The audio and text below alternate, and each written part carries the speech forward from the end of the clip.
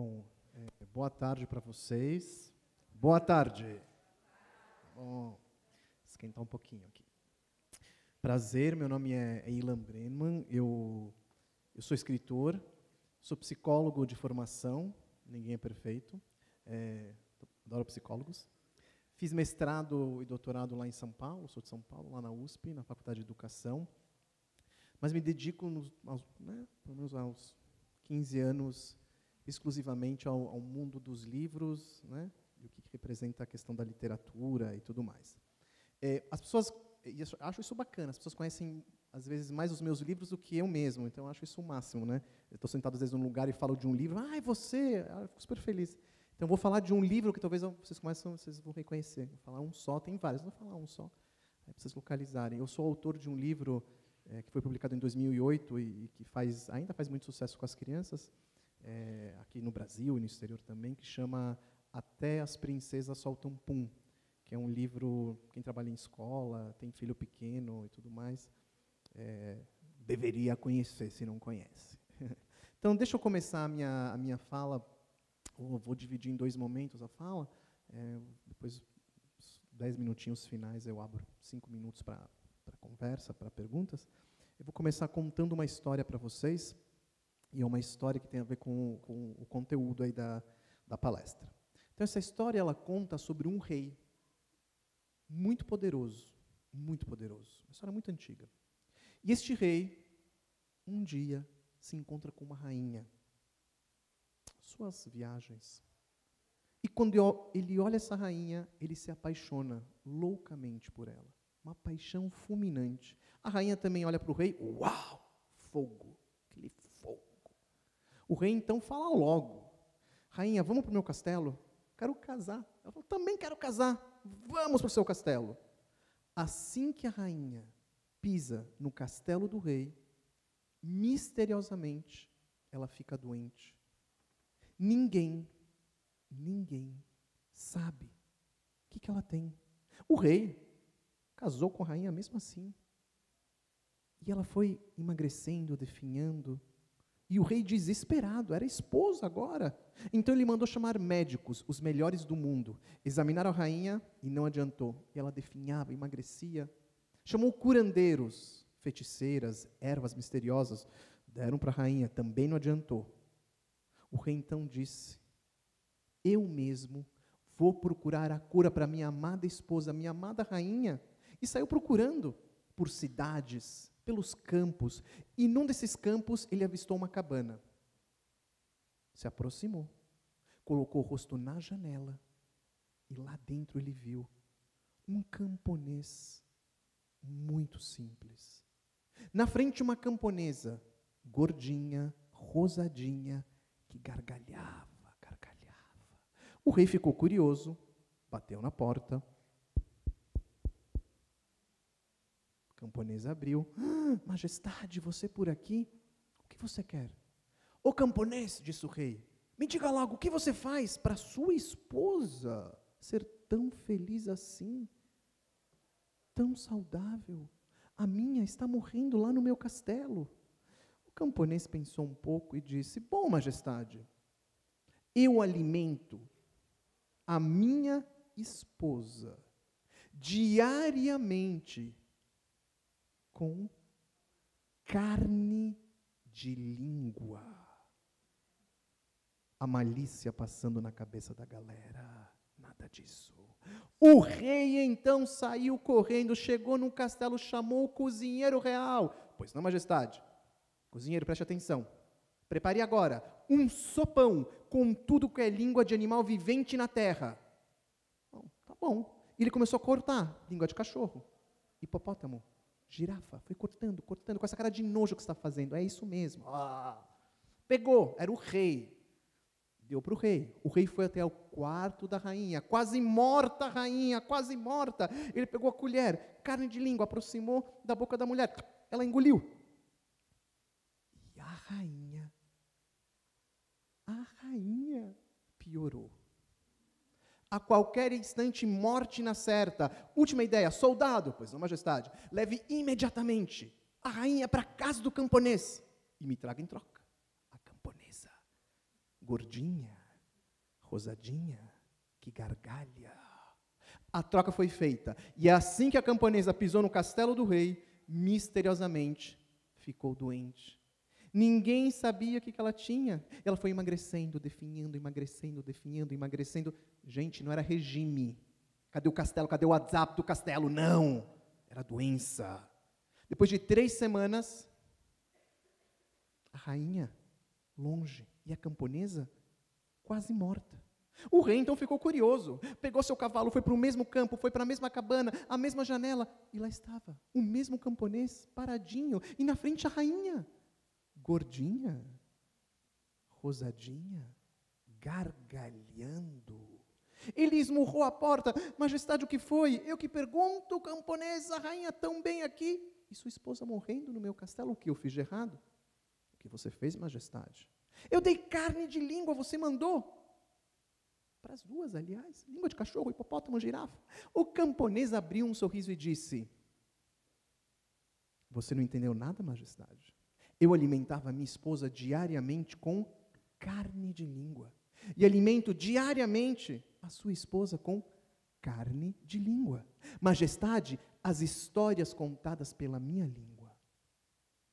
O rei parou, refletiu e compreendeu. Pegou novamente a rainha, devolveu a camponesa e a partir daquele dia, contam os africanos, é uma lenda africana, esta rainha ouvia histórias todas as noites, antes de dormir. Dizem que nunca mais ela ficou doente e dizem mais os antigos e sábios africanos que as histórias fazem muito bem para os bebês, para as crianças, para os jovens, para os adultos, para os velhos e até mesmo para os reis. Carne de língua é o nosso assunto de hoje. Alimento da alma e do espírito. O que diferencia cada pessoa desta sala, desse auditório, de uma ameba. Nós somos Homo sapiens, seres humanos, por causa das histórias. Um tigre é o mesmo tigre há 5.000 anos. Você não vai ver um tigre pegando ônibus aqui em Curitiba. O tigre é o mesmo. Qual a diferença de um ser humano para um tigre? Histórias. Acumulamos histórias. Mudamos o mundo através das histórias, da carne de língua. A ferramenta mais poderosa da face da Terra, mais potente, não é o iPhone XR. Não é o supercomputador que está lá na Califórnia, ou escondido lá com os russos. Não, eu garanto para vocês, a ferramenta mais poderosa do mundo, é a narrativa. E até os computadores sabem disso. Até a inteligência artificial sabe disso. Então, se a gente quer mudar a nossa realidade, nossa sala de aula, do nosso bairro, cidade, do mundo, trabalhando com narrativas, com carne de língua, essa é a ferramenta que transforma. E é por isso que na política só se fala hoje do quê? De narrativa. Carne de língua. Nos meios educacionais se fala de narrativa. Agora se coloca o nome em inglês, fica bonito, né? Storytelling. Pois em inglês é chique, né? Storytelling. Contar histórias, ora bola, é a mesma coisa. Antes existia o inglês, milhares de anos antes, já existia contar histórias e carne de língua. Colocaram um envelope bonito, mas é a mesma coisa. Eles sabem da importância das narrativas. E por que elas são importantes? E como diferenciar histórias de qualidade de histórias que não têm qualidade? Como usar isso com os nossos alunos, por exemplo, para formar pessoas mais inteligentes? As histórias, elas nasceram há milhares de anos, muito antes da escrita e da leitura. A leitura e a escrita, que foi uma grande revolução no mundo, foi uma grande revolução. Talvez uma das maiores revoluções cognitivas do mundo é a leitura e a escrita. Coisa assim, avassaladora. Mas muito antes disso, e tem a ver com as histórias também, muito antes disso, milhares de anos que não existia escrita, não existia leitura, os homens já falavam. e contavam histórias. A pergunta é, por que cargas d'água? Gente, sei lá, daqui no sul, os índios Caiagangue, ou Caiagangues, né, daqui do sul, por que eles, há milhares de anos, antes de chegar os portugueses, azucrinar a vida deles, cara, por que eles se reuniam à noite e contavam histórias, fabulavam? Eles já falavam, oi, bom dia, vamos caçar, vamos lá no rio, vamos pescar, os tupi também, os guarani, tudo lá, vamos lá fazer isso. Mas por que à noite eles paravam a vida deles e começavam a fabular, a contar histórias? Por quê? Vocês querem saber a resposta? Sim ou não? Procurem no Google. Na tecnologia. Eu vou contar para vocês, não precisa de Google. Precisa de Google. Eles começavam a perceber aquelas pessoas lá atrás, bem antigas, é uma percepção intuitiva, não consciente, não é algo que eles refletiam muito sobre isso, que o mundo era complexo. Até hoje ele é complexo. Para eles era mais complexo ainda, porque existiam fenômenos que aconteciam à sua volta que eles não entendiam. Coisas que hoje qualquer criança de 6, 7 anos sabe, de 8 anos sabe. Chuva, vento, raio, trovão, bichos e mais bichos. E o homem não suporta o desconhecido. Até hoje a gente é assim. A gente fica angustiado. Angústia vem do latim, que significa estreito. O ar não entra. Então, para expandir o peito e não ficar angustiado, o homem criava narrativas para explicar o inexplicável. Aí está a origem do fabular. Para organizar o caos ao seu redor, ele vai narrar. Então, ele vai contar uma história sobre uma aranha. Eu recontei essa história num livro há muitos anos, de uma aranha. Ele via a aranha lá na antiga Grécia. De onde veio a aranha? Ele não conhecia Discovery Channel, as aranhas. Então ele vai criar um baita mito, um mito maravilhoso que vai explicar a origem da aranha. E dentro da história, ele nem vai perceber, vai colocar várias coisas dentro. E quando ele começa a narrar a história para se entender, para entender o grupo, e entender tudo o que rola, ele percebe o narrador, aquele que vai ser o líder, e as pessoas que escutam, que contar histórias une as pessoas, porque quando ele contava, vocês já viram isso, aquele cara que chega na festa e começa a falar, os causos, é mel e, né, não é mel, parece abelha e mel, o pessoal gruda. Então, as pessoas começaram a perceber que contar história junta as pessoas. iPhone não junta. Gente, nada contra iPhone, eu tenho o meu, mas não junta. Isso é uma realidade. Tá? Contar histórias tem a ver com compartilhar uma identidade coletiva. Quando você conta uma história em grupo, você cria uma identidade para aquele grupo. Contar história é um ato também, para aquele que conta, de liderança. Ele exerce uma liderança. E, principalmente, ele explica o inexplicável. Essas histórias, elas são obrigatórias, elas precisam ser contadas na sala de aula. Histórias que falem desse passado. Por quê? Porque a criança, e a gente mesmo, precisa saber de onde a gente veio. As crianças, elas não podem ter a noção, e alguns jovens também, que o mundo começou com elas. Isso a gente precisa acabar com essa arrogância. Isso faz mal para as pessoas.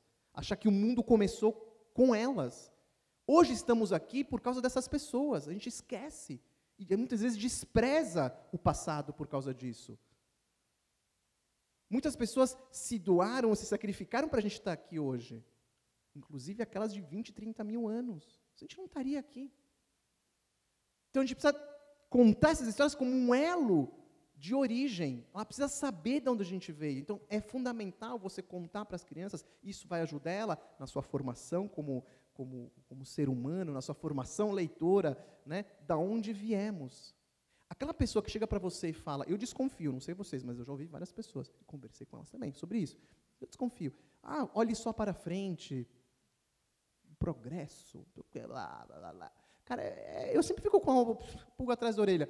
Cara, eu entro num carro, eu sempre falo com essas pessoas, você entra num carro, tira o retrovisor, para ver se funciona esse seu conceito de só olhar para frente. A gente tem retrovisor para de vez em quando poder olhar e um caminhão não passar em cima da gente.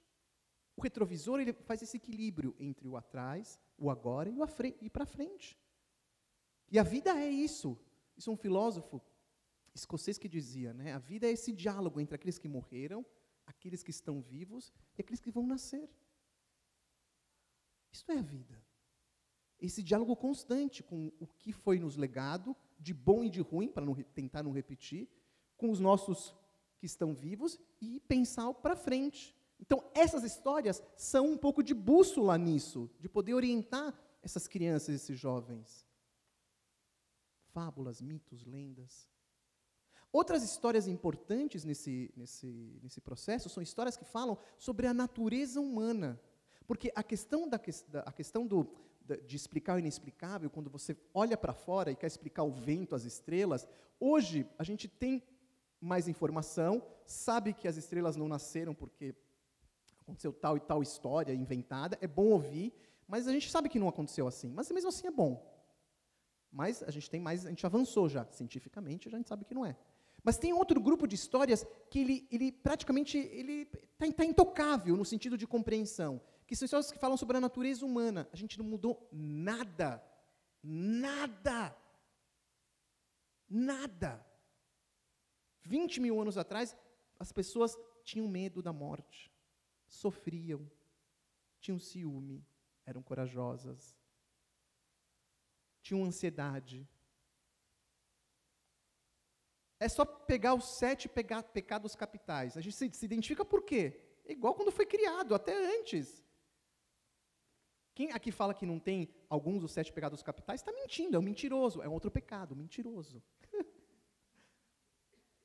Portanto, as histórias que falam sobre a natureza humana, sobre como estamos dentro, são fundamentais para as crianças. Que falem como ela é por dentro, para ela poder lidar com isso. Antigamente eles não conheciam, então o cara era super, né, tinha uma tristeza profunda, a depressão que a gente fala hoje, se chamava tristeza profunda antigamente. Eles não tinham ferramentas que hoje nós temos, azar o deles. A gente tem hoje Lexotan, Valium, Prozac, Rivotril, ainda bem, né? Graças a Deus. Temos as nossas terapias e tudo mais. Os caras não tinham, então a única ferramenta que eles tinham para poder elaborar o seu mundo interno era narrativa, era linguagem. Então, as histórias que vão falar sobre a natureza humana, que vão depois se transformar em literatura, vão se transformar em literatura infantil, juvenil, literatura para adultos, né, ela é fundamental para ser uma bússola interna do ser humano e dessa criança. Ela é fundamental. O que eu estou falando? Deixa eu dar um exemplo claro para vocês. Vou vir aqui para a terra. Para falar disso, eu vou contar uma fofoca para vocês. Deixa eu ver se eu tenho tempo para fofoca. Tenho tempo para fofoca.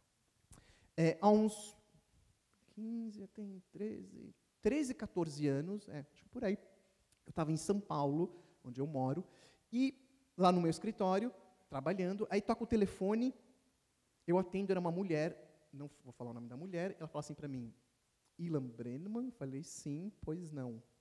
Eu sou da Rede Globo. Quando ela falou Rede Globo, vai pensando coisas na cabeça, né? Na época, eu tinha dado algumas entrevistas para jornais locais lá da Globo, por causa que eu trabalhei em ONGs por muitos anos, fundações e tudo mais. E falei, gente, que estranho, né? Isso não deve ser, isso tudo rápido na minha cabeça, isso não deve ser porque ele tem assessoria de imprensa, a ONG, né? Falei, da Rede Globo? Eu falei, do jornalismo? Ela falou, não, jornalismo não. Eu sou aqui do Projac do Rio de Janeiro. Projac. Aí, vocês sabem que todo mundo tem uma parte infantil, né, dentro dele, né? Eu falei, me descobriram. Próxima novela. Quem passou a tele? Alguém me viu lá em atuar. Falei, gente. Rapidamente voltei ao meu centro, que era um delírio, obviamente, e falei assim, quem passou o telefone? Ela me falou o nome de uma pessoa da USP. Eu falei para vocês que eu fiz USP, né? E um pesquisador lá que passou o telefone falou que fazia um trabalho sobre cultura oral, popular, enfim, temas que eu desenvolvi lá na USP. E essa pessoa falou, olha, a gente vai lançar uma novela das 6, o nome da novela é Eterna Magia, não sei se alguém noveleiro gosta, mas era uma novela das 6, que era de cultura celta, eles queriam que fosse dar uma palestra num workshop que ia ter para apresentar a novela para os atores, bem no comecinho da estrutura da novela, então iam estar todos os atores e tudo mais. Eu achei um máximo, né?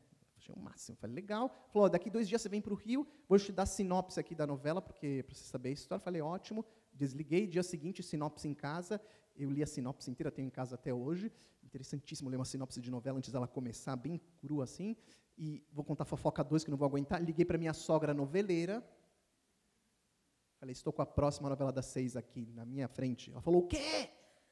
Eterna magia, ela sabia. Eu falei, eterna magia. Me conta alguma coisa. Jamais. E desliguei na cara dela, assim. Ela nunca me perdoou. Outro dia, né, mais um dia, estava no Rio de Janeiro, entrei no Projac e... Não é não. Não, estou controlando. Vou ficar mais, já fizeram me esperar, eu vou ficar mais. Pode ficar mais, né? Olha lá, o público é a voz do povo, não, imagina. Aqui, aí, aí cheguei lá no Projac, super sério, falei, olha, eu vou lá, né, ficar assim, né, certinho, mas por dentro eu estava explodindo de felicidade, sabe como que é? Isso por dentro, tá, gente? Andando assim. Cheguei e vi como eles apresentavam a novela, achei bem, os atores, eles não sabiam quem eu era, só a diretora que me chamou que sabia, né, da novela, era a diretora que tinha me ligado, e até eles acharam que era um ator lá eu brinquei, só mesmo, falei, depois a Araci Balabanian brigou comigo, porque eu tinha falado que eu ia fazer um par com ela, né, ela acreditou. Mas, enfim, almocei com eles, chegou a minha vez. Quando eu fui palestrar, teve um coffee break lá, uma paradinha, a diretora falou, Ilan, está pronto para entrar? Eu falei, estou pronto, só que tem um problema. Qual o problema? Eu falei, olha, eu quero começar o meu encontro contando uma história, porque aquece, porque aproxima. Falou, não vai contar. Eu falei, por quê? Porque não me contou antes a história. Aqui é uma coisa séria. Aqui eu falei, tá bom, mas eu vou contar mesmo assim. Ela falou, você não vai contar. Eu falei, eu vou. Ela viu que eu ia contar. Ela falou, então me conta aqui, vê se eu autorizo. Eu falei, Aí eu contei a seguinte história para ela. Tudo isso para chegar aqui, natureza humana. Contei a seguinte história. Uma serpente, uma fábula indiana, venenosa, estava atrás de um vagalume. O vagalume olhou para a serpente e disse, você vai me comer? Vou, já era. Acabou. O vagalume, mas nada a ver, vagalume e serpente? Nada a ver. Desculpa, foi, acabou. Posso fazer 3 perguntas antes de morrer? Pode fazer, vai morrer, já falei. Primeira pergunta, eu faço parte da sua cadeia alimentar? Não. Segunda, eu te fiz algum mal? Não. Terceira, então por que você quer me comer? A serpente levantou para dar o bote e respondeu, porque eu não suporto o seu brilho. Nhaca. Ela olhou para mim e falou assim, você não tomou Gardenal hoje, meu filho? Olha quem está sentado ali, foi apontando todos os atores, a Malumada, blá, blá, blá. Aí eu falei para ela, você reagiu a uma história tão antiga assim? É porque ela ainda contém uma verdade. E Lacan, matei ela com Lacan, Lacan foi um psicanalista francês. Lacan dizia que quando a gente não nomeia o medo, esse medo nos devora. A gente precisa nomear o medo para combater o medo. Como a gente combate algo? Colocando no sol. O fantasma aparece à noite. Ninguém vê fantasma de dia. Oi, fantasma. À noite é a nossa projeção do nosso medo. Esse é o que é um fantasma? A projeção do nosso próprio medo. Portanto, quando a gente conta histórias de natureza humana, a gente fala desse mundo interno. Falou, Ilan, pode contar. Muito inteligente, não sei o que lá, blá, blá, tal. Contei a história para os atores, eles amaram, riram, ninguém ri, eles riram. Acabou a risada e eu comecei a reparar olhares entre eles. Vagalume, serpente, nhac, nhac, nhac. Falei, bacana, muito interessante, me controlei por dentro e tudo mais. Histórias sobre natureza humana são importantíssimas, muito importante. Muito importante. Aproxima as crianças do seu eu, os jovens e nós adultos. Isso pode ser um começo de uma grande conversa, de um grande projeto de trabalho. E eu vou terminar para depois eles não brigarem comigo. Então eu vou ter que terminar. É sério que passou meia hora? Acho isso meio impossível. Passou meia hora mesmo? Passou meia hora? Passou ou não passou? Então, eu vou continuar mais um pouquinho, senão o pessoal vai brigar comigo. Vai brigar comigo. Então, eu vou fazer o seguinte, para o pessoal não brigar comigo, gente, quem quiser continuar essa conversa, eu vou falar algumas coisinhas de informação, que é muita coisa aqui.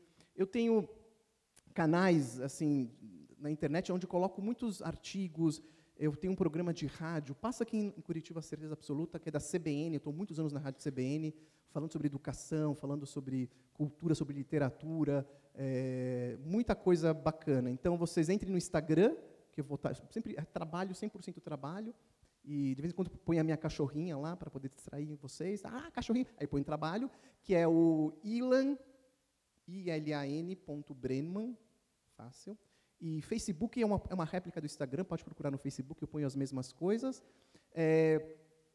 Eu tenho vários livros novos maravilhosos que eu estou publicando. Agora eu sou autor exclusivo da Editora Moderna, então estou fazendo um trabalho lindíssimo com a Moderna, livros maravilhosos. Eu trouxe aqui só 3 aqui para mostrar para vocês, coisas lindas, lindas mesmo. Então eu tenho isso aqui que é uma novidade, que chama Famílias, por exemplo, um livro lindíssimo. E esse livro ele nasceu porque a minha filha, quando era pequenininha, ela chegou em casa e falou: pai, você não sabe a casa da minha amiga aqui que eu fui lá outro dia? Eu falei: sei, claro, a gente que deixou lá. Então, pai, esqueci de te contar. Eu falei: o quê? Eles têm um animal de estimação. Eu falei: cachorro, gato? Não, pai, uma jiboia. A gente quase morri.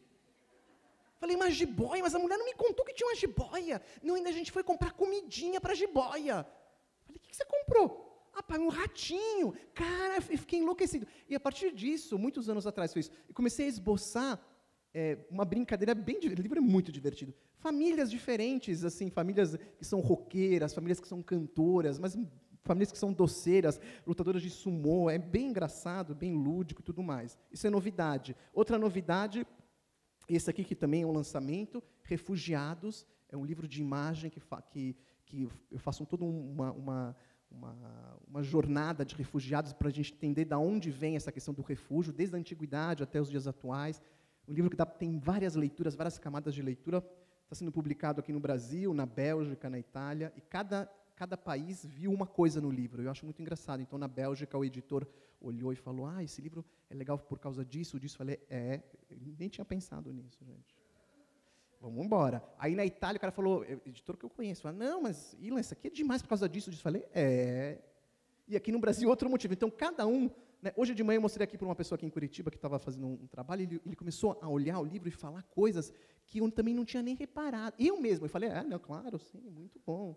Adoro, isso mostra que ele é um livro aberto, né? E eu adoro livros abertos que possibilitam essa projeção, né? E esse aqui é um livro que eu trouxe de uma outra editora, que agora está indo para a Moderna também, que chama Enganos, que é essa questão de você... Por que chama Enganos? Brincadeiras domésticas com sombras, cavernas, que a gente fez muito com as meninas quando eram pequenininhas, e eu sempre dizia para as meninas assim, para a gente avaliar alguma coisa, a gente tem que se aproximar disso, daquilo que a gente vai avaliar. De longe sempre dá caca. Eu acho que aquilo, mas está longe. Aproxima, olhe em volta, depois você dá faça o seu julgamento, né? E o Enganos é isso, chama Enganos, uma grande brincadeira sobre isso. Então, você pega aqui, por exemplo, você tem uma menina, né, que parece que está com uma boia em volta dela, na verdade, é uma jiboia. Né? Você se engana. Uma velhinha com um netinho, não, é a bruxa do 71 apavorando o moleque. Um Godzilla terrível, não, é um lagarto vegano, galera, fica tranquila aí. Tá, não tem preocupação.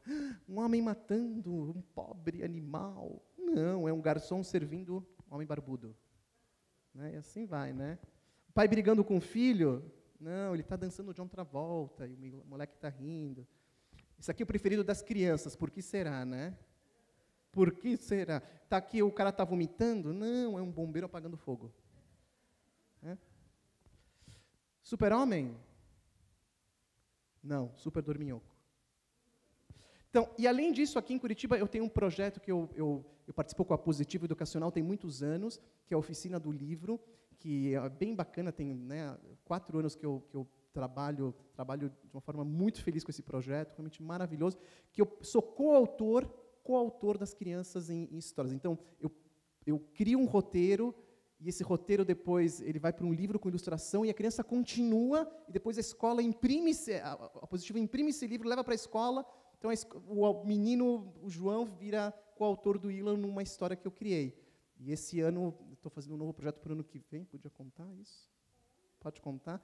Mas um novo projeto para o ano que vem, mas não vou contar qual tema, porque é uma coisa mística, eu nunca conto, não vamos falar ainda, mas vai ser demais. E daqui a pouquinho eu vou estar lá no stand da Oficina do Livro mesmo. Quem quiser fazer o livro que eu fiz, o último livro, que vai ser da menina que costurava fios, é esse? Né? E ser coautor com a minha história, eu vou estar lá para autografar os livros. Eu espero vocês lá para autografar, para vocês experimentarem isso. E para depois também levarem para a escola ano que vem, que vai ser a história que eu criei para o ano que vem é boa, né? Não é porque eu fiz, né, modéstia à parte, mas está muito boa, né? Super ilustração e tudo mais. Pessoal, eu acho que é isso, senão daqui a pouco ela vai me matar lá com o tempo, enfim, mas posso falar? Meia hora agora. Eu fui perfeito em meia hora. Eu sou muito comprometido. Pessoal, muito obrigado. Boas histórias para vocês. E até uma próxima. Quem quiser autógrafo, daqui a pouquinho lá. Tchauzinho. Valeu!